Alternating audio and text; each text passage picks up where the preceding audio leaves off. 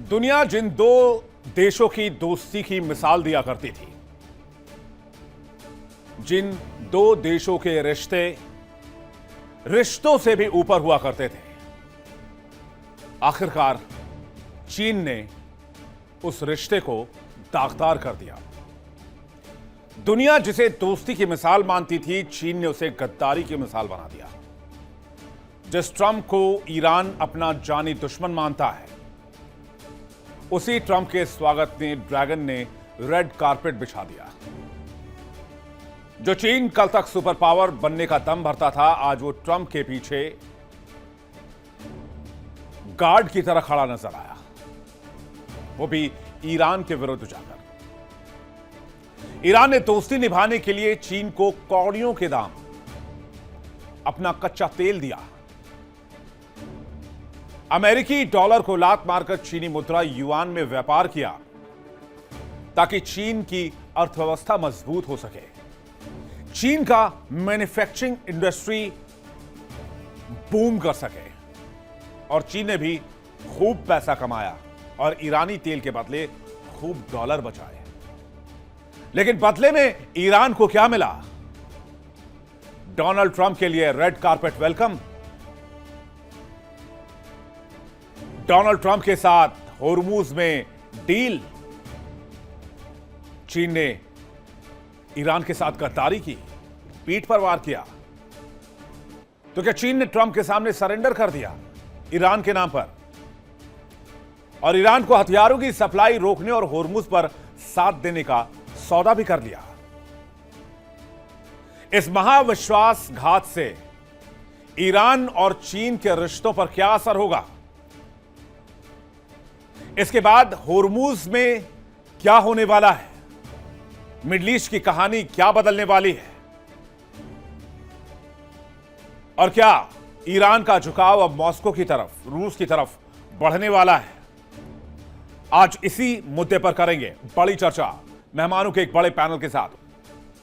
दुनिया के देशों में जब भी दोस्ती की मिसाल की बात की जाती है, तो भारत और रूस की बात होती है, चीन और ईरान की बात होती है, अमेरिका यूरोप की बात होती है, फ्रांस ब्रिटेन की बात होती है।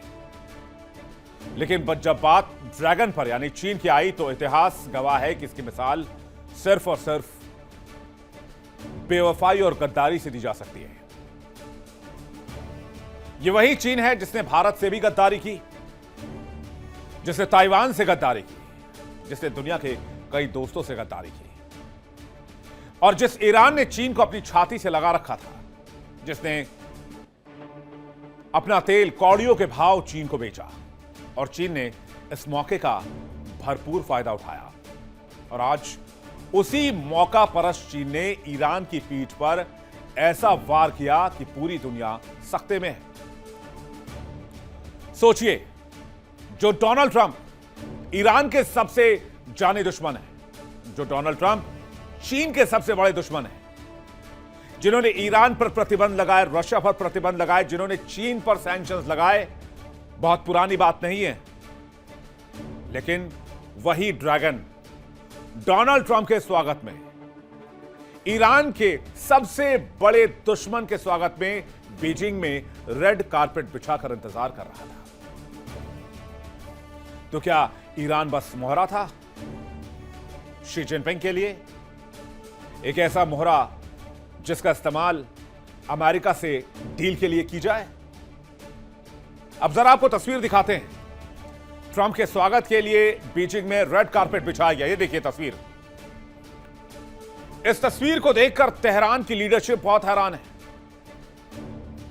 वो ये चर्चा कर रहे हैं कि जिसे हमने दोस्त माना, वो तो दुश्मन का दोस्त निकला।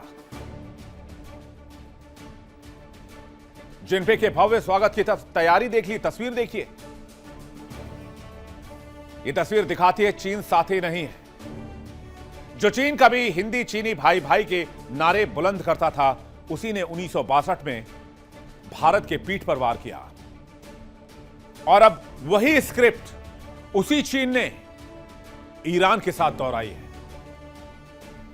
चीन खुद को ग्लोबल सुपर पावर कहता है। वो अमेरिका के साथ महाशक्ति बनने का ख्वाब देख रहा है। डोनाल्ड ट्रंप चीन को G2 बुला रहे हैं। और लालच में चीन इस कदर अंधा हो चुका है कि उसे दोस्ती की परवाह नहीं है। जब अमेरिका और पश्चिमी देशों ने ईरान को चारों तरफ घेर लिया था, जब ईरान पर इतने प्रतिबंध लगे कि वो अपना तेल तक नहीं बेच पा रहा था, तब ईरान की मदद के लिए चीन आया। लेकिन यह कोई समाज सेवा नहीं था चीन का। चीन समझ गया था कि ईरान के तेल को खरीदने से न सिर्फ डॉलर का मुनाफा होगा, बल्कि ईरान से अपनी करेंसी में तेल खरीदेंगे। और ईरान ने भी चीन की दोस्ती पर भरोसा करके चीन को अंतर्राष्ट्रीय बाजार से बेहद सस्ते और कौड़ियों के भाव में कच्चा तेल दिया। अमेरिका के डॉलर को टक्कर देने के लिए ईरान ने अपनी करेंसी छोड़कर चीनी मुद्रा युआन में व्यापार करना स्वीकार किया। ईरान को लगा था कि चीन के रूप में उसे एक सच्चा साथी मिल गया है, उसने अपना सब कुछ दांव पर लगा दिया है। लेकिन ड्रैगन की फितरत बहुत स्वार्थ वाली नजर आती है। चीन सिर्फ अपना फायदा देखता है। जैसे ही वैश्विक राजनीति का रुख बदला, चीन ने गिरगिट की तरह रंग बदला। कैसे इस दौरे के दरमियान चीन ने ईरान को अकेला छोड़ दिया, यह देखिए। ईरान के दुश्मन ट्रंप का चीन में भव्य स्वागत किया गया। होर्मुज खुलवाने के लिए अमेरिका की मदद को चीन तैयार हो गया। इसके क्या मायने लगाएंगे आप? ईरान के परमाणु कार्यक्रम पर अमेरिका का साथ देने को तैयार हो गया चीन और कहा कि हमारे और आपकी बात एक जैसी है, हम नहीं चाहते कि ईरान परमाणु हथियार बनाए। यहां तक कि चीन ने यह भी कहा कि हम हथियार सप्लाई नहीं करेंगे ईरान को। चीन अब ईरान से नहीं, अमेरिका से भी तेल खरीदने पर बात कर रहा है। चीन ने ईरान की सौदेबाजी की और ईरान को उस मोहरे की तरह इस्तेमाल किया जिसे शतरंज में प्यादा कहा जाता है, और प्यादे के बदले दुश्मनों से डील होती है।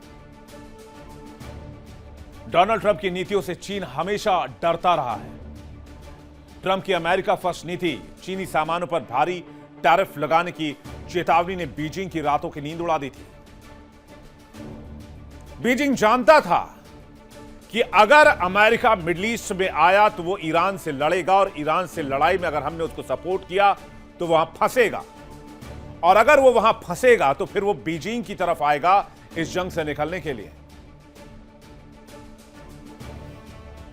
और यही मछली की आंख की तरह चीन को नजर आया। अपनी लड़खड़ाती अर्थव्यवस्था को बचाने के लिए चीन फौरन ईरान के साथ खड़ा हो गया, और जब ईरान के साथ अमेरिका उलझा और अमेरिका फंसा तो उसे चीन नजर आया। चीन उसी वक्त जानता था कि एक वक्त ऐसा आएगा जब ईरान की बलि देनी होगी, और अमेरिका के साथ सांठगांठ करने के चक्कर में, अपने व्यापार को बढ़ाने के चक्कर में चीन ने ईरान को बलि का बकरा बना दिया। जिनपिंग से मुलाकात के बाद ट्रंप ने ईरान को लेकर क्या कहा, आप खुद सुनिए। We did discuss Iran. We feel very similar to Iran. We want that to end. We don't want them to have a nuclear weapon. We want the straits open. We're closing it now. They closed it, and we closed it on top of them. But we want the straits open, and we want them to get it ended because it's a crazy thing. They're a little bit crazy, and it's no good. Can't have it. They cannot have a nuclear weapon. We did discuss Iran. We feel very similar to Iran. We want that to end. We don't want them to have a nuclear weapon. We want the straits open. We're closing it now. They closed it, and we closed it on top of them. But we want the straits open, and we want them to get it ended because it's a crazy thing. They're a little bit crazy, and it's no good. Can't have it. They cannot have a nuclear weapon. Donald Trump को आपने सुना, वो कह रहे हैं कि चीन हमारा साथ देने को तैयार है। होर्मुज पर हमारी लाइन बिल्कुल सेम है, परमाणु कार्यक्रम पर भी हमारी लाइन सेम है, और चीन ने भरोसा दिया है कि वो होर्मुज खुलवाने में मदद करेगा। यानी चीन ने अपने फायदे के लिए ईरान की दोस्ती को ठंडे बस्ते में डाल दिया। जो चीन कल तक ईरान की सुरक्षा की गारंटी लेता था, ईरान की इस जद्दोजहद को, इस संघर्ष को, इस युद्ध को जायज बताता था, वो आज अमेरिका के पिछलग्गू की तरह उसके पीछे पीछे चल रहा है। सवाल यह है कि चीन के इस मूव से मिडिल ईस्ट में क्या बदलने वाला है। क्या ईरान को पता था चीन गद्दारी करने वाला है? और चीन और ईरान के रिलेशन का आखिर क्या होगा? चीन ने खुद को अमेरिकी प्रतिबंधों की जद में आने से तो बचा लिया, लेकिन मिडिल ईस्ट की कहानी क्या बदलेगी? आरआईसी का क्या होगा? रशिया, ईरान, चाइना गठबंधन का क्या होगा? चीन के घुटने टेकने के बाद ट्रंप ने एक बार फिर ईरान को लगे हाथ धमकी भी दे दी। तो क्या ईरान अकेला पड़ता जा रहा है? अब ट्रंप का यह बयान सुनिए। But we're sort of finished militarily, pretty much. But David, we finished probably 70-75%. We didn't finish every one of the things. We'll go back and finish them off. And by the way, and more than that. But we're sort of finished militarily, pretty much. But David, we finished probably 70-75%. We didn't finish every one of the things. We'll go back and finish them off. And by the way, and more than that. लेकिन सवाल यह है कि जो तस्वीर उभर रही है उसके बाद हालात क्या बनेंगे? जो कयास मैं देख पा रहा हूं वो संकेत ठीक नहीं है ईरान के लिए। जंग में अमेरिका चीन साथ आ चुके हैं। ईरान को क्या नुकसान की संभावना है, इस पर भी नजर डाल लीजिए। पहली संभावना, ईरान का आर्थिक पतन हो सकता है। चीन वर्तमान में ईरान का सबसे बड़ा तेल खरीदार है और सबसे बड़ा निवेशक भी है। और जैसा कि चीन ने प्रॉमिस किया है वो अमेरिका से तेल लेगा, तो ईरान का तेल निर्यात पूरी तरीके से ठप हो सकता है, क्योंकि ईरान पर सैंक्शन है और दुनिया का कोई भी देश ईरान से तेल नहीं खरीद सकता because of America, because of Donald Trump. तो ईरान की इकोनॉमी कोलैप्स कर जाएगी। होर्मुज का खुलना, और ट्रंप और जिनपिंग दोनों होर्मुज खोलने पर सहमत हैं। दबाव में ईरान को नाकेबंदी हटाने पर मजबूर होना पड़ेगा, लेकिन क्या इसके लिए ईरान लड़ाई लड़ेगा? अगर ईरान लड़ाई लड़ता है तो फिर मिडिल ईस्ट में तबाही बहुत ज्यादा होगी, जिसकी संभावना जताई जा रही है। संभावना 3, सैन्य रूप से अलग थलग पड़ सकता है। बिना चीनी तकनीक और हथियार के ईरान युद्ध में कमजोर हो सकता है। परमाणु कार्यक्रम पर भी अकेला पड़ सकता है। हालांकि रूस अभी भी साथ में है। रूस ने कहा है कि ईरान चाहे तो अपना यूरेनियम वो रूस में शिफ्ट कर सकता है। तो ईरान ये चुन सकता है कि इस दबाव के दरमियान परमाणु कार्यक्रम को वो रशिया या अपने एनरिच्ड यूरेनियम को रशिया में शिफ्ट कर दे। ईरान को डील करने के लिए मजबूर होना पड़ सकता है। अमेरिका की कड़ी शर्तों के सामने घुटने टेकने पड़ सकते हैं अगर रूस ठीक से साथ नहीं आता है तो। लेकिन एक बात जो ये हमें नहीं भूलनी चाहिए, इतिहास गवाह है कि ईरान लड़ाकों का देश रहा है। ईरान इतनी आसानी से हार नहीं मानेगा जब तक होर्मुज उसके कब्जे में है। चीन से धोखा खाने के बाद ईरान के पास एक ही रास्ता है, करो या मरो। और रूस के साथ और नजदीकी बढ़ाओ। तो चीन से धोखा मिलने के बाद ईरान का अगला प्लान अब क्या होगा, यहां से आगे कैसे बढ़ा जाएगा? मेहमानों का एक बड़ा पैनल हमारे साथ जुड़ रहा है बातचीत करने के लिए।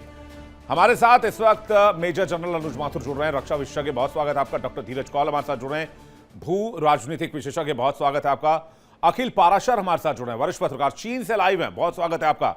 और मौलाना असलम रिजवी हमारे साथ जुड़ रहे हैं, ईरान मामलों के जानकार, बहुत स्वागत है आपका।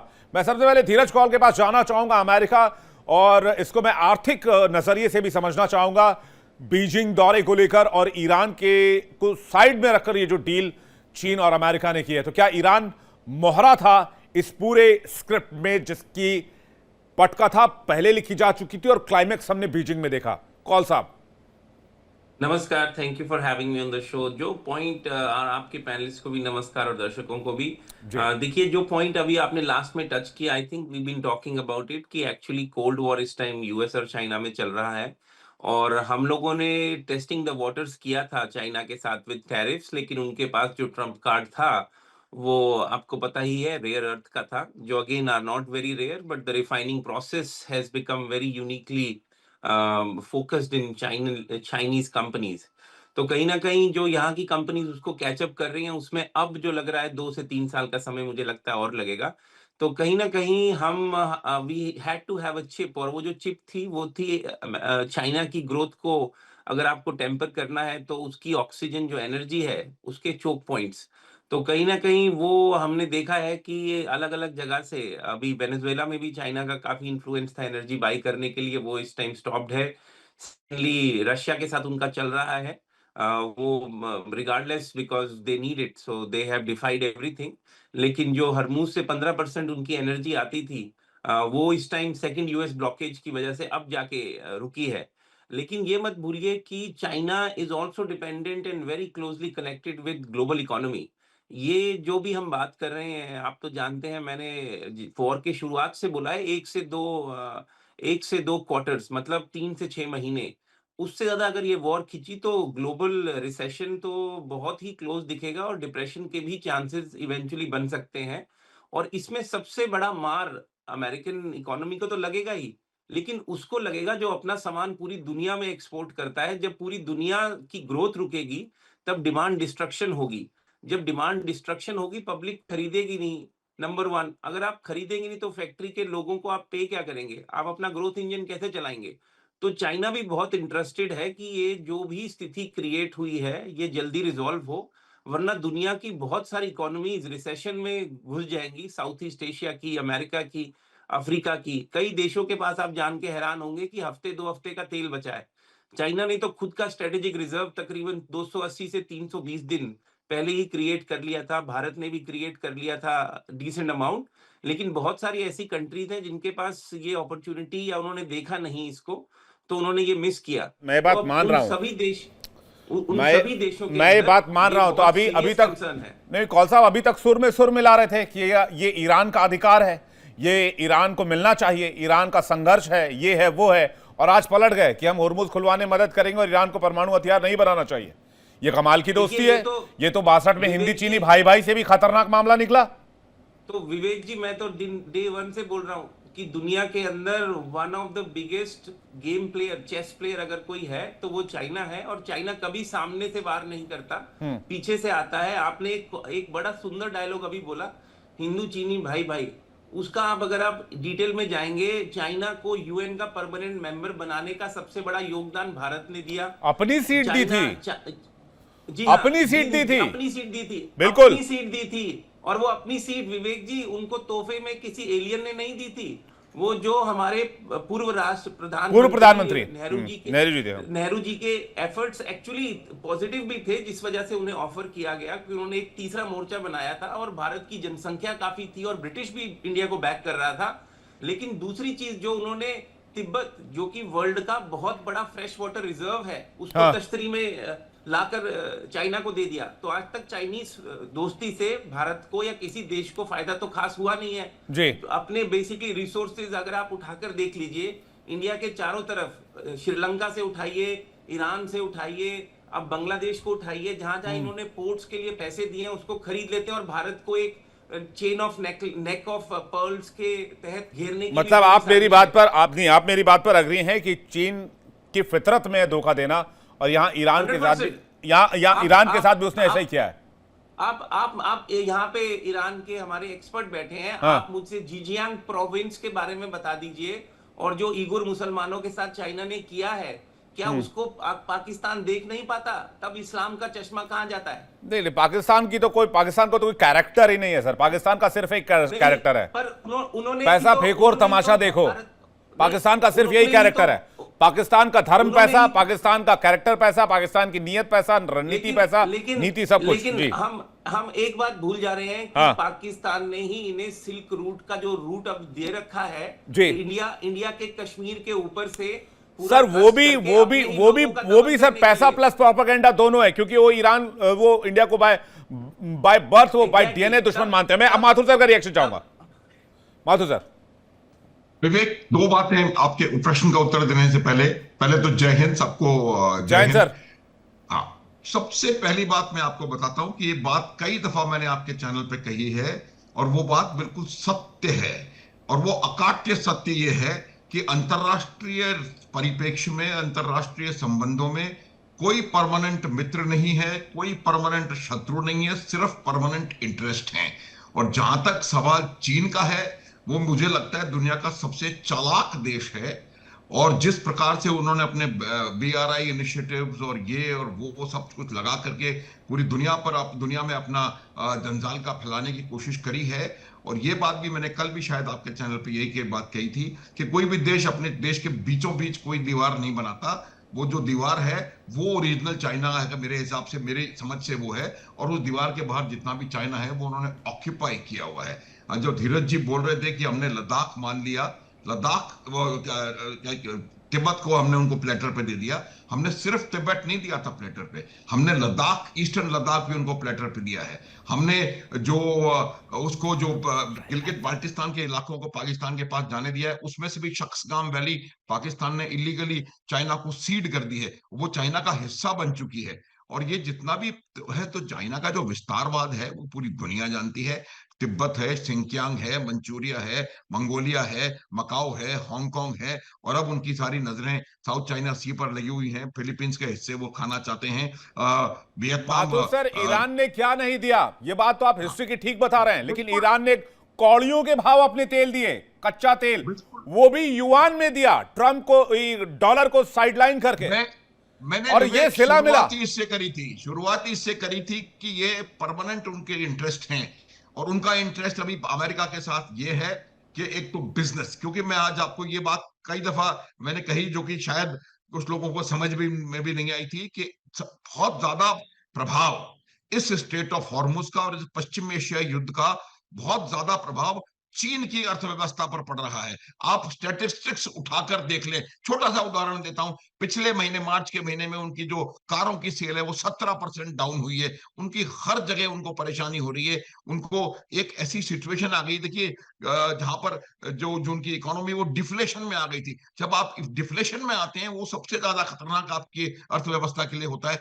तो चीन बहुत ज्यादा सफर कर रहा है और चीन को ये पता है। अब मैं ये बात भी बताता हूं आपको दोबारा कि जो चीन का जो पश्चिम एशियाई देशों के साथ जो व्यापार है वो लगभग 400 बिलियन US डॉलर्स का है। 400 बिलियन का, और उसमें से सिर्फ 30-32 बिलियन डॉलर जो है वो ईरान के साथ वो व्यापार करता है। उसमें इराक है, सऊदी अरब है, इवन इसराइल के साथ उनका 16-17 बिलियन डॉलर का वो पूरा का पूरा बिजनेस अफेक्ट हुआ है इसकी वजह से। तो वो बहुत हमेशा से चाह रहे हैं कि किसी भी प्रकार से यहां पर स्टेट ऑफ हॉर्मुज को खोला जाए, अनकंडीशनल। और जो अभी स्टेटमेंट आया है वो भी यही आया है कि अनकंडीशनल स्टेट ऑफ हॉर्मुज को खोला जाना चाहिए। अब एक बात मैं और आपको बताना चाहता हूं, देखिए विवेक, क्या हो रहा है कि जितने भी स्टेटमेंट्स हम देख रहे हैं वो सब या तो अमेरिका के मीडिया से आ रहे हैं या प्रेसिडेंट ट्रंप ने बोले हैं। अभी शी जिनपिंग का कोई स्टेटमेंट नहीं आया, कोई जॉइंट स्टेटमेंट इस पूरी पूरी वार्ता के बाद कोई निकल करके नहीं आया। तो ये बात भी आप समझ लीजिए कि जो हो रहा है और जो अमेरिका और चीन के बीच में हुआ है वो एक टेम्पररी स्टेबलाइजेशन का फेज मुझे लगता है हो रहा है। ये कोई सोल्यूशन नहीं है। और कुछ वैसे फंडामेंटल इश्यूज हैं जो कि चीन और अमेरिका के बीच में है, चाहे वो ताइवान हो, चाहे वो कोई और हो, वो जिनके ऊपर उनकी वो उनकी जो 36 का आंकड़ा है वो बना रहेगा। तो अभी जब मेरा ये मानना है कि हमको इस बात को समझना पड़ेगा कि चीन भी अपनी अर्थव्यवस्था को देख रहा है, इसको पता है। चीनी विदेश मंत्री ने दो बातों की पुष्टि की है। एक तो परमाणु कार्यक्रम ईरान नहीं चलाएगा, ईरान के पास परमाणु हथियार नहीं होनी चाहिए, और दूसरा कि वो होर्मुज को नॉर्मल वाटरवे की तरह इस्तेमाल होने दे, पूरी दुनिया के लिए वो फ्री होना चाहिए। इन दोनों बातों पर सहमति दी है डोनाल्ड ट्रंप एंड टीम को, और इसकी जानकारी भी सामने आई है। मैं जानना चाहूंगा मौलाना असलम जी और उसके बाद अखिल पराशर जी से। पहले असलम रिजवी साहब, आपसे, चूंकि आप ईरान मामलों के जानकार हैं, इसके बाद ईरान पर क्या इम्पैक्ट पड़ेगा? क्या ईरान ये मान के चल रहा था कि ये डेवलपमेंट्स होने वाले हैं और शी जिनपिंग रातों रात बदल जाएंगे, या फिर चीन पलट जाएगा? जी नमस्कार विवेक जी, आप सबको मैं आदाब करता हूं और जय हिंद कहता हूं जी। बहुत ही खूबसूरत और बहुत ही एट्रैक्टिव ये बात चल रही है। और जहाँ तक मसला चाइना का और ईरान का है, तो मैं आपको बता दूं कि ईरान की कुछ मजबूरी है कि वो चाइना के साथ दोस्ती किए हुए है, और खुद चाइना की भी मजबूरी है कि वो ईरान से अपनी नज़दीकी बढ़ाए। जैसा कि दुनिया जानती है कि 80 to 90% जो क्रूड ऑयल है वो चाइना सस्ते दाम में ईरान से लेता है। और जैसा कि आपने बताया विवेक भाई कि युआन के ज़रिए से कारोबार हो रहा है। मैं आपको बता दूं कि युआन से ज़रिए बहुत ही कम परसेंट में कारोबार हो रहा है। ज़्यादातर जो है सिस्टम जो है वो ये है कि हम आपको तेल देंगे और आप हमसे जो है जो हमारी चीज़ें हैं वो खरीदिए। तो ये ईरान की एक मजबूरी है। और मैं आपको बताऊं विवेक भाई कि आज इंसानियत, ब्रदरहुड, भाईचारा, मोहब्बत और प्यार जो है ये सब बिल्कुल ख़त्म हो चुका है। जैसा कि माथुर जी ने बहुत ही अच्छी बात कही कि आज जो है कोई किसी का चाहने वाला नहीं है। सबको जो है उसका इंटरेस्ट देखना है कि उसके लिए फायदेमंद क्या है, वो उसी हिसाब से अंजाम देता है। जी। चाइना ने ये देखा, खास तौर से शी जिनपिंग ने, कि हमको अमेरिका से कुछ फ़ायदा हासिल करना है, इसलिए उन्होंने अमेरिका की तरफ पैंग बढ़ाया, अमेरिका की तरफ हाथ बढ़ाया। और इसका असर मेरे ख्याल से, और जो जैसा कि जो ईरान में बात हो रही है, बहुत ज़्यादा ईरान के और चाइना के ताल्लुकात पर और जो दोस्ती है, जो रिश्ता है, उस पर पड़ने वाला नहीं है, क्योंकि दोनों को एक दूसरे की ज़रूरत है। इसमें कोई शक नहीं है कि हिपोक्रेसी जो चाइना में है वो दुनिया जानती है। भारत के साथ 1962 में चाइना ने क्या किया दुनिया जानती है। ये एक ऐसा मुल्क है जो किसी का नहीं है, एक कम्युनिस्ट मुल्क है। इनके यहाँ कोई, जिसे कहा जाए कि इलेक्शन नहीं होता, इनके यहाँ कोई आज़ादी नहीं है। जाहिर सी बात है, जैसा कि अभी आपने बताया कि जी। वहाँ पर मुसलमानों पर भी बहुत ज़्यादा उइगर चाइना ने मुसलमानों पर जुल्म बहुत किया। बहुत हद तक अत्याचार हुआ। अब तो दौर भी खत्म हो चुका है और ज़्यादातर उइगर मुसलमानों ने अपना धर्म भी वहाँ पर छोड़ दिया और वो नॉर्मल उसमें वहाँ की जो मेजॉरिटी है उसमें शामिल होते जा रहे हैं। मैं अकेले ये विषयांतर है, इस पर किसी और दिन बातचीत करेंगे। लेकिन जो बात आपने कही कि एक मजबूरी का रिश्ता है चीन और ईरान का, और दोनों एक दूसरे के डिपेंडेंसी में फंसे हुए हैं। अगर आज ईरान तेल देने से इनकार करता है तो अमेरिका के शरण में चीन को जाना पड़ेगा, और अगर चीन ईरान से सौदा करना बंद करता है तो ईरान अलग थलग पड़ जाएगा। अखिल पाराशर जी, इसलिए ट्रंप के लिए रेड कार्पेट देना पड़ा बीजिंग में। देखिए, आप ये जो ये बैठक हुई है, आप सिर्फ ईरान की नज़र से ही मत देखिएगा। चाइना और अमेरिका जो है वो दुनिया की दो सबसे बड़ी महा आर्थिक शक्ति है, ठीक है। और फिर जो दोनों देशों की जो इकोनॉमी है वो एक दूसरे से इंटरलिंक, इंटरडिपेंडेंट है। क्योंकि देखिए, चीन की अर्थव्यवस्था बिना अमेरिका की अर्थव्यवस्था के आगे नहीं चल पाएगी, और सेम वही अमेरिका की अर्थव्यवस्था चीन के बिना। क्योंकि देखिए, चाइना की अर्थव्यवस्था को अमेरिका का बाजार चाहिए, और अमेरिका को चाइना से जो सप्लाई चेन है वो चाहिए, तो इसलिए एक दूसरे से इंटरलिंक्ड है। और आप ये देखिएगा कि इस बैठक में अधिकांश जो समझौते हुए हैं वो बिजनेस और ट्रेड के ऊपर हुए हैं, तो इन चीज़ों पर ज़्यादा उनका फोकस रहा है। और इवन ट्रम्प भी देखिए कितने लोगों को लेकर, वो कंपनीज के सीईओज को लेकर वो एक बड़ा डेलीगेशन लेकर वो चाइना आए हैं। तो साफ सीधी सी बात है कि जो ये मीटिंग थी ये एक बहुत ज़्यादा एक बिजनेस डील थी, जो कि काफ़ी हद तक ये एक उपयोगी और सकारात्मक भी रही है। और देखिए कि चाइना ने जो है वो अमेरिका से 200 बोइंग्स विमान लेने की बात की है। उसके अलावा और चीज़ों पर, जैसे कि जो अमेरिका से जो एग्रीकल्चर जो प्रोडक्ट्स है वो लेने की बात की है। उसके अलावा चाइना चाहता है कि जो ईवीज है, जो उसका एक बड़ा एक वो है व्हीकल, इलेक्ट्रिक व्हीकल्स जो मार्केट है उसको वो अमेरिका का मार्केट चाहिए, क्योंकि अभी बंद कर रखा है अमेरिका ने, उसको अलाउ नहीं कर रखा चाइना की ईवीज को, तो उसको वो बड़ा मार्केट चाहिए। तो यानी कि ये सिर्फ एक इकोनॉमी, ये पैसों का खेल है। तो दोनों जो अर्थव्यवस्थाएं हैं या जो दोनों शीर्ष नेता हैं, ये शी और ट्रम्प, ये एक दूसरे से अपने जो इनके कोर इंटरेस्ट है उनकी पूर्ति करने के लिए ये चीज हुआ है। देखिए, एक ये भी बात है कि ये जो बैठक हुई है ये कहीं ना कहीं जो एक ट्रस्ट डेफिसिट यानी कि जो विश्वास घाटा जो आ गया था, इनके जो संबंध इतने ज्यादा बहुत ही खराब होते चले गए थे, उसकी भरपाई करने के लिए या उसको फिर से दोबारा रीबिल्ड करने के लिए ये एक एक तरीका इसको बनाया है, उसको नजरिए और इसको एक तरह की नींव तैयार की गई है। और फिर ये भी बोला गया है शी और ट्रम्प के द्वारा कि हम आगे भी बातें करते रहेंगे। ये जो बैठक हुई है, जो मीटिंग हुई है, काफी सकारात्मक रही है। अब इसके ऊपर हम एक पाइलोन कर सकते हैं, बिल्डिंग बना सकते हैं, हम बातचीत ज्यादा कर सकते हैं और वार्ता करने से ही जो हमारे जो संबंध है वो और मजबूत होंगे और आगे। फिर इसके अलावा शी और ट्रम्प ने ये भी बात बोली है कि हम क्योंकि दो बड़े एक महा आर्थिक शक्ति है, तो हम दोनों की बहुत जिम्मेदारी बन जाती है कि जो वर्ल्ड में जो ये उथल पुथल जो चल रही है उसको ठीक करने के लिए, या वर्ल्ड में ये जो संघर्ष चल रहे हैं उनको हमें ठीक रखना चाहिए। इन तमाम चीजों पर उदय ये बातचीत हुई है। तो इसलिए जो रेड कारपेट जो दिया गया है, देखिए क्योंकि चाइना जो है वो दुनिया की बड़ी जो अर्थव्यवस्था है, उसके जो राष्ट्र अध्यक्ष है उनका स्वागत किया है क्योंकि देखिए कोई दुश्मनी तो है नहीं अमेरिका और चीन के बीच में, तनातनी चल रही है, कोल्ड वॉर है, लेकिन साथ में ये भी देखिए कि दोनों देशों की जो इकोनॉमी है वो एक दूसरे से अलग भी नहीं हो पाराशर जी, मैं तो ये मानता था कि अमेरिका और चाइना में बड़ी दुश्मनी है दोनों में। आज मैं अमेरिका का भी एक तरह से देखता हूं कि सरेंडर है चाइना के सामने। ठीक है, अमेरिका किसी को अपने इक्विवेलेंट जगह दे रहा है, वो G2 की बात कर रहा है। आज तक अमेरिका ने अपने बगैर किसी की बादशाहत चलने नहीं दी पूरी दुनिया में। आज डोनाल्ड ट्रंप G2 की बात कर रहे हैं, ग्लोबल 2, यानी दुनिया के दो देश जो मिलकर चलाएंगे पूरी दुनिया को।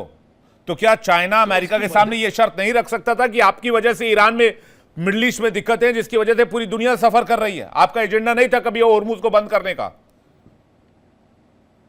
देखिए उसकी वजह है कि आज जो अमेरिका है वो काफी हद तक डाउन साइड की तरफ है और जो चाइना का जो एक देखा जाए उसका जो स्टेचर है वो थोड़ा अपर हैंड की तरफ है। तो इसलिए जरूरत पड़ी है कि अमेरिका को चीन की शरण में जाने की या चीन के पास आने की, क्योंकि वो ये जानता है कि ये जो ईरान के वॉर में जो वो अटक गया है, फंस गया है, उसको वो एग्जिट कैसे निकले वो। तो उसने यही सोचा कि हमें चाइना की शरण में जाना चाहिए, चाइना के पास जाना चाहिए, ताकि क्योंकि चाइना का जो इन्फ्लुएंस है ईरान पर वो काफी ज्यादा है, काफी प्रभाव है। तो अगर हम चाइना से अगर कहलवाएंगे या उससे हम उसका प्रभाव का यूज करेंगे तो हम इससे एग्जिट पा सकते हैं, इस वॉर से भी हम थोड़ी निजात पा सकते हैं इन चीजों का।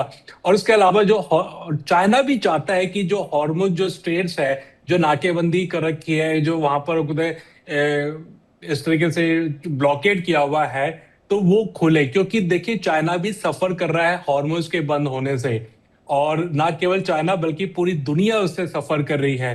तो ये दोनों की विन विन सिचुएशन है, या दोनों की ये एक सहमति है। At the end of the day Iran तो मोहरा ही निकला ना फिर दोनों के लिए।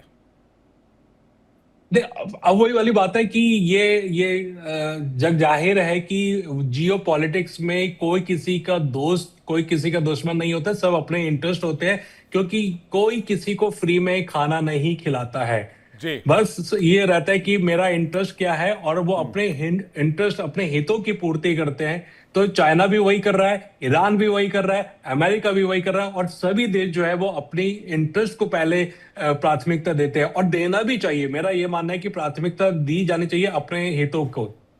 अगर चीन और अमेरिका इतने ही क्लोज अलाई हैं तो अमेरिका ईरान में जाकर नेवल ब्लॉकेड लगाकर चाइना के ऑयल सप्लाई को लॉक नहीं करता और उसके बाद बातचीत करने के लिए नहीं जाता, तो गेम हमें लगता है कि इससे भी ज्यादा बड़ा चल रहा है। मैं माथुर सर से इसका रिएक्शन चाहूंगा, वापस लौट रहा हूं अखिल जी आपके पास थोड़ी देर में। अनुज माथुर जी। बिल्कुल बिल्कुल, मैं आपको विवेक एक बात बताता हूं कि क्या इशू है यहां पर। आप देखिए चाइना क्या चाह रहा है। चाइना का बिल्कुल क्लियर कट एजेंडा है, और चाइना ये चाहता है कि उसकी जो इकोनॉमी है वो डाउन स्लाइड में है। ये आप मान लीजिए इसको, क्योंकि चाइना से खबरें बाहर निकल करके नहीं आती हैं तो इसका कोई प्रामाणिक चीज आपको नजर नहीं आ रही है, लेकिन ये बात बिल्कुल साफ है कि चाइना की जो अर्थव्यवस्था है वो इससे बहुत बुरी तरह से प्रभावित है। तो इस वजह से चाइना चाह रहा है कि किसी तरह से उसको, देखिए चाइना और अमेरिका का जो ट्रेड डेफिसिट था वो $300 बिलियन था 2024 में, जो कि घट घट करके 200 बिलियन रह गया। 97 point some billion dollar China का जो जो उनको जो अर्निंग थी अमेरिका से वो कम हो गई, और इसी रफ्तार पे कम होती चली गई। तो ये बहुत ज्यादा चाइना को नुकसान। देखिए, दो इंपॉर्टेंट इश्यूज हैं। पहली चीज ये है कि चाइना एक बहुत बड़ा मैन्युफैक्चरिंग सेक्टर है, और अमेरिका जो है वहां कंज्यूमर्स, ये बैठे हैं धीरज साहब, इस बात की तस्दीक करेंगे कि कंज्यूमरिज्म है। तो वो जो चाइना के गुड्स हैं उनको वहां जाना के रास्ता चाहिए, और वही चीज चाइना देख रहा है। और जब अपना इंटरेस्ट आता है तो वो कोई भी उसके अलावा कोई और चीज मायने नहीं रखती। लेकिन मैं ये बात अभी भी मानने को पूरी तरह तैयार नहीं हूं कि चीन ने ईरान को डंप कर दिया है। चाइना ने ईरान को डंप नहीं किया है। चाइना ने कुछ जिन जगह पर चाइना को अपने इंटरेस्ट नजर आ रहे हैं वहां पर अमेरिका के साथ बातचीत करी है, बोइंग के साथ समझौता हुआ है। उसके अलावा जितने सीईओज 19 सीईओज वो साथ में लेके गए थे, उसमें से कम 10 12 या 13 सीईओज एक और हफ्ते के लिए चीन में रुकेंगे। वो वहां पर रुके, एक हफ्ता इसीलिए रुक रहे हैं कि वो व्यापार के ऊपर लगातार बातचीत करेंगे। तो ये एक नए तरीके से अपने जो इकोनॉमिक और जो कमर्शियल व्यापार नीति को देख रहे हैं दोनों देश। तो ये जहां तक सवाल है, चीन ने ईरान को मेरे हिसाब से अभी डंप नहीं किया है। चीन ईरान के साथ है, और ये बात उन्होंने आज नहीं पहले भी कही थी कि चीन को ईरान को न्यूक्लियर बॉम्ब नहीं बनाना चाहिए। ये बिल्कुल ये बात चाइना ने पहले भी कही है। हाँ, जहां तक सवाल हॉर्मुज का है, ईरान से ज्यादा परेशान चाइना है उसकी वजह से। वो चाहता है कि हर हाल में हॉर्मुज खुले और हॉर्मुज पर किसी देश का कंट्रोल ना रहे। तो यही एक पॉसिबल विवेक, यही एक पॉसिबल ऑफ रैंप है अमेरिका के लिए यहां से निकलने का। अगर ये दो चीजें भी अमेरिका को नहीं मिली तो अमेरिका जाएगा कहां? It will be a catastrophe, और not only militarily but also economically for गर्त में America. जाएगा अमेरिका सर, गोते लगाएगा वही अमेरिका, तो- गर्त में जाएगा, इकोनॉमी डूबेगी। यही जा सब होगा रहा अगर डोनाल्ड है, ट्रंप 5 साल और रहेगा। जाएगा नहीं, जा रहा है। हाँ, विवेक, शुरुआत हो जा चुकी है, रहा मैं मानता हूं इस बात को। लेकिन अगर मान लीजिए अनुज सर, आप मेरे बड़े अच्छे दोस्त हैं और मेरा जो सबसे बड़ा दुश्मन है वो आपका अच्छा दोस्त है, तो मैं अनुज सर से बोलूंगा कि सर बोलो ना, क्या लफड़े कर रहा बिना मतलब के, खत्म कर दे, साथ में बैठ लेते हैं, बातचीत कर लेते हैं। यही होगा ना। अगर डोनाल्ड ट्रंप गए, रेड कार्पेट बिछाया, तो मैं कहता हूं ईरान का पक्ष ही रख देते। भाई, ईरान के तेल से आपने अपने देश को मजबूत किया, आपने डॉलर बचाए, आपने करोड़ों अरबों डॉलर सेव किया। यह बात अलग है, असलम रिजी साहब जो बता रहे थे कि बार्टर सिस्टम है, वो युआन में कम ही करते हैं, वहां निवेश ज्यादा करते हैं। निवेश का भी फ्यूचर फायदा लेगा, और कर्ज तो चाइना अनाप शनाप रेट पर देता है, दुनिया जानती है। यह मतलबी रिश्ता कहलाता है नीरज कौल साहब, मगर मैं इसको धंधे के चश्मे से देखूं तो। देखिए, 2 मिनट दीजिएगा। पहली बात तो आप चाइना दो नहीं, की आप 3 लीजिए, लेकिन मेरे सवाल का जवाब दीजिए। बिल्कुल। पहले तो हम सब जानते हैं चाइना कोई परोपकारी देश नहीं है, बहुत ही ज्यादा एक्सप्लॉयटेटिव नेचर है अपने लोगों की तरफ भी, दुनिया की तरफ भी। इसमें कोई किसी को संदेह नहीं होना चाहिए, और उनकी एक एप्रिसिएशन भी करना चाहिए। वो बहुत दूरदृष्टित है और बहुत ज्यादा डिसिप्लिन्ड है, और उनका लेजर फोकस है अपनी 3 जनरेशन। आज की डेट में चाइना 2075 को देख रहा है, 2025 या 50 को नहीं देखता, 75 को देख रहा है। जब हम लोग सो रहे थे तब उन्होंने रेयर अर्थ के सारे रिसोर्सेज के ऊपर अफ्रीका से लेके कहीं से उठा लीजिए देख लिया। अमेरिका, दुनिया के अंदर कोविड आने से 3 साल पहले सबसे ज्यादा गोल्ड किसने खरीदना शुरू किया, ये भी देख लीजिए, चाइना। ऑब्वियसली उनकी लैब मैन्युफैक्चर्ड है, अब इसके ऊपर डिबेट हो सकता है। इसके अलावा रशिया, ये 2 कंट्रीज ने बहुत पहले से गोल्ड खरीदना शुरू कर दिया। लेकिन मैं आपका ध्यान एक तरफ ले जाना चाहूंगा डाटा के साथ, क्योंकि मैं फाइनेंस में हूं तो मुझे लगता है अनएथिकल होगा मैं ये नंबर्स ना शेयर करूं। चाइना की जो ग्रोथ स्टोरी थी 8 से 10%, आज की डेट में 4 से 5% है। उनकी जो मेन एक्सपोर्ट्स थे, जिसके अंदर बैटरीज है, सोलर पैनल्स हैं, ईवीज हैं, गवर्नमेंट इसने उसकी इकोनॉमी को होल्ड करके रखा था। Government infrastructure spending, hi tech manufacturing, robotics, pharma के अंदर, और कहीं ना कहीं ये इनके पॉजिटिव स्ट्रेंथ थे। लेकिन रियल एस्टेट उनका सबसे बड़ा एक ब्लैक होल क्रिएट हो चुका है, और प्रॉपर्टी सेक्टर में बहुत ही गंदे लोन्स दिए गए हैं, जिसको रिकवर करने में चाइना को शायद 1 से 2 दशक लग जाए, जिस हिसाब से चीजें चल रही हैं। उनका बैंकिंग सेक्टर बहुत बड़ी स्ट्रेन में है। नॉन परफॉर्मिंग एसेट्स अगर आप भारत के बैंक्स को देखें तो वो तो पीनट्स दिखेंगे आपको, जो चाइना ने कर रखा है वहां पे। डिफ्लेशनरी प्रेशर डेफिनेटली है। चाइना को इस टाइम अपना माल बेचना है, टैरिफ उनको हर्ट कर रहे हैं। अमेरिकन इंडस्ट्री जो हमारी यहाँ की ऑटोमोबाइल इंडस्ट्री है, मेरी बात लिखित में ले लीजिए, मैं खुद चाहूंगा कि चाइनीज ईवी खरीद लूं BYD, क्योंकि 30% डिस्काउंट पे मिलती है। जो हम लोग टेस्ला का फीचर्स हम यहाँ पे ढूंढते हैं या मर्सिडीज के फीचर्स ढूंढते हैं, वो 30 से 40% डिस्काउंट में चाइनीज ईवी दे देगी। लेकिन ओवरऑल जो जॉबलेसनेस क्रिएट होगा उनकी पेनिट्रेशन से अमेरिका के अंदर, वो कोई भी सरकार नहीं झेल पाएगी। तो वो तो इट्स नॉट पॉसिबल, शायद सिंबॉलिकली थोड़ा सा दे दें। इसके अलावा जो चाइना हमसे मांग रहा है ब्लैकवेल चिप, वो कभी नहीं हम उनको देंगे। जो हमसे वो ताइवान सेमीकंडक्टर की एडवांस्ड सिलिकॉन वेफर की टेक्नोलॉजीज को अपने अंदर लगाने की कोशिश कर रहा है, उसको अमेरिका कभी नहीं देगा। ताइवान अमेरिका कभी नहीं देगा, लिखित में ले लीजिए। नंबर 3, जो हमसे वो चाह रहे हैं कि हम उन्हें एनवीडिया की ब्लैकवेल और एडवांस चिप्स दे दें और प्रोटोटाइप्स दे दें, वो इम्पॉसिबल है। चाइना ने कोशिश की, क्योंकि इस टाइम वर्ल्ड की ग्रोथ पावर इंजन AI है, और AI के अंदर जो ब्लैकवेल एडवांस चिप्स लगेंगी और जो नई चिप्स आ रही हैं, उसके लिए चाइना ने कोशिश की। ईरान को एज अ मोहरा यूज किया, वर्ल्ड को चोक करवाया। और अमेरिका भी, हम लोग स्टूपिड लोग यहाँ नहीं बैठेंगे, चेस की गेम है जो अगले 10-15 साल चलेगी। लेकिन अब चाइना को पेन हो रही है, हर्ट हो रहा है, उनको भी दिख रहा है कि उनके ऑर्डर्स, क्योंकि वो मैन्युफैक्चरिंग हब है, दुनिया भर से आने कम हो गए हैं। देखिए विवेक जी, आप तो समझदार हैं, जब एक कंट्री के अंदर इन्फ्लेशन बढ़ेगा, ग्रोथ कम होगी, उसे स्टैगफ्लेशन बोलते हैं, जो बहुत देशों में शुरू हो गया है। उसके बाद नेक्स्ट स्टेप रिसेशन होता है, फिर डिप्रेशन होता है। एक बार आप रिसेशन में घुस गए, उसको रिवर्स करना 10 गुना मुश्किल है एज कंपेयर टू डिफ्लेशन। एक बार डिप्रेशन में घुस गए, 50 गुना मुश्किल है, 50। आज तक वर्ल्ड की हिस्ट्री के अंदर जब लास्ट टाइम डिप्रेशन आया था 1920 के करीब के दशक में, उसको रिवर्स करने में 10 इयर्स टू 15 इयर्स लग गए थे। और सबसे ज्यादा इफेक्ट किसको हुआ था? ग्रोथ इकोनॉमीज को, जिनका उस लड़ाई से कोई लेना देना ही नहीं था। तो यही सिचुएशन अब दोबारा क्रिएट हो रही है। मुझे याद है उस समय हमारे यहाँ प्रधानमंत्री हुआ करते थे डॉक्टर मनमोहन सिंह जी, और उस समय भी कुछ ऐसी स्थिति बन रही थी जब तेल और बाकी चीजें महंगी होती जा रही थी। एक पॉइंट बोलना चाहूंगा, इस टाइम भारत के प्रधानमंत्री ने बहुत इंपॉर्टेंटली एक स्टेटमेंट दी है, जिसको लोगों को सीरियसली नोट करना चाहिए। आज भी अगर हरमुज की लड़ाई रुक गई तो तकरीबन 6 महीने लगेंगे, 3 से 6 महीने, वो जो इतने चिप्स स्टैग्नेंट हैं उस एरिया को डीमाइन करने में, निकलने में।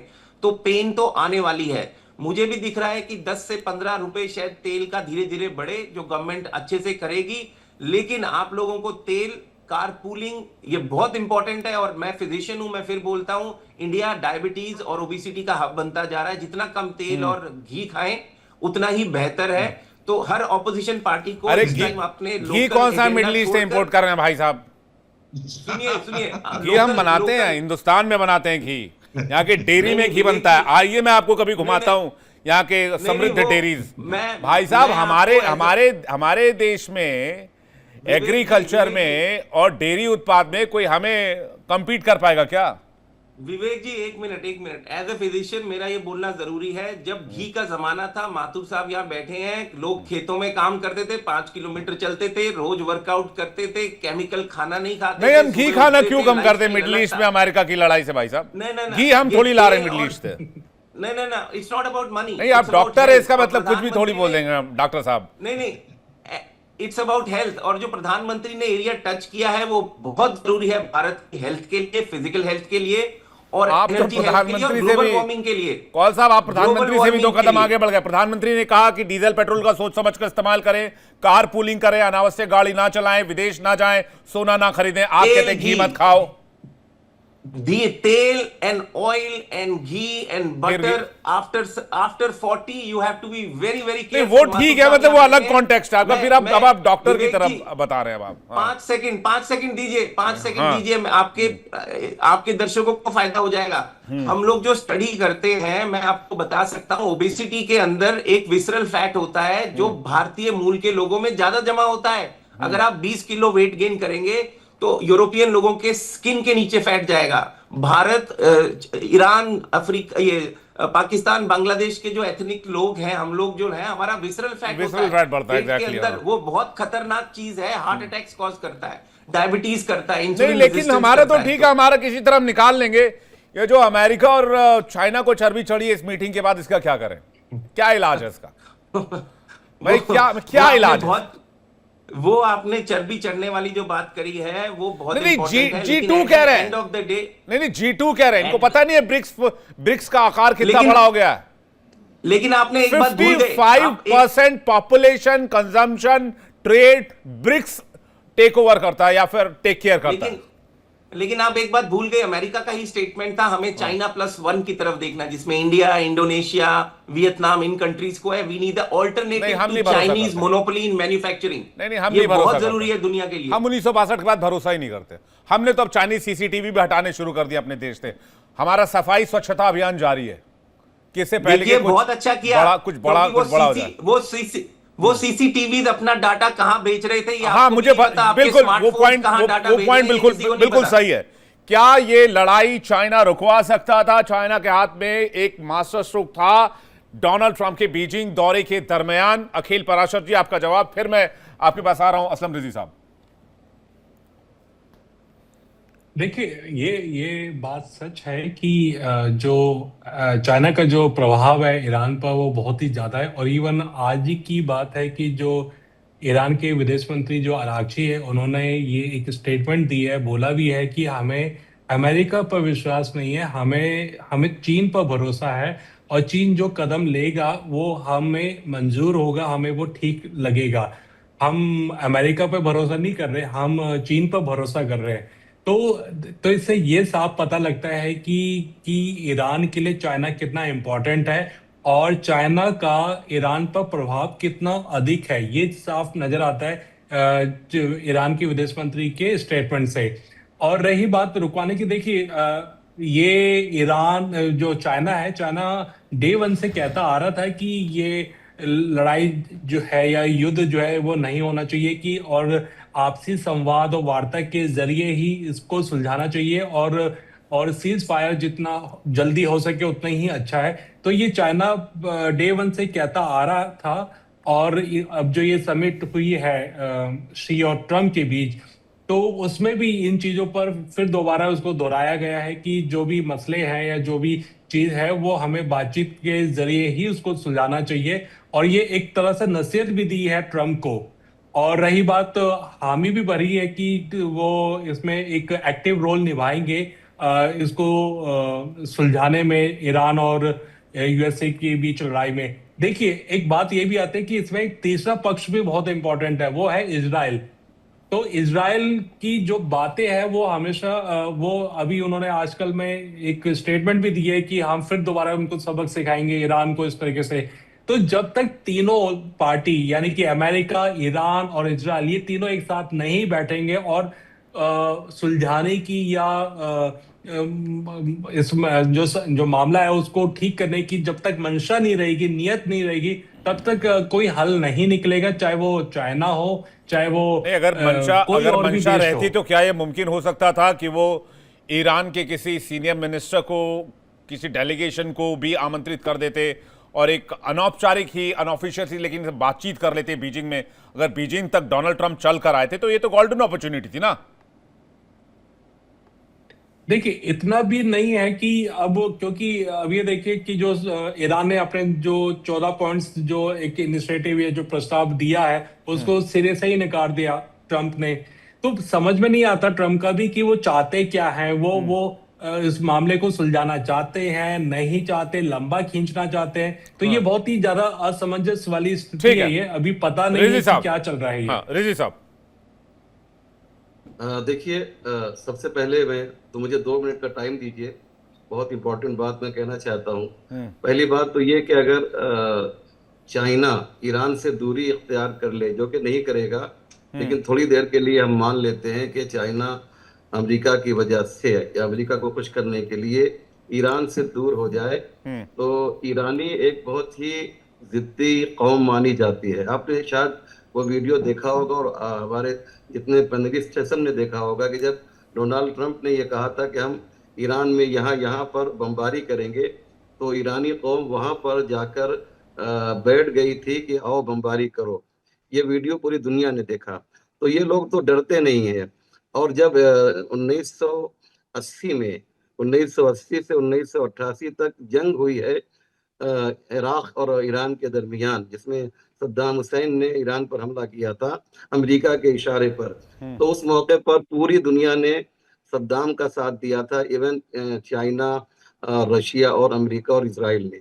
और ये जो गल्फ के कंट्रीज हैं उन्होंने भी साथ दिया था। सिर्फ 2 कंट्री लीबिया और सीरिया ये ईरान के साथ थे, और ईरान ने उस वक्त जब खोखला हो चुका था इंकलाब के कह रहे बाद, कि अगर आज की उस तारीख में वक्त चीन और अमेरिका साथ भी हो जाते हैं तो इसका मतलब ये नहीं कि ईरान बैकफुट पर आ जाएगा। ईरान अपनी लड़ाई लड़ना जानता है। बहुत बहुत शुक्रिया आप मेहमानों का हमारे साथ जुड़ने के लिए, बहुत बहुत धन्यवाद। दर्शकों आपका भी बहुत बहुत शुक्रिया हमारे साथ जुड़ने के लिए। एक छोटे से ब्रेक का वक्त है, फौरन लौट रहे हैं। देखते रहिए इंडिया डेली। देखिए इंडिया डेली 24/7 अब आपकी स्मार्ट टीवी पर। इंडिया डेली मौजूद है सभी डिजिटल प्लेटफॉर्म पर लाइव और लगातार। इंडिया डेली 24/7 हर दिन राष्ट्र को समर्पित।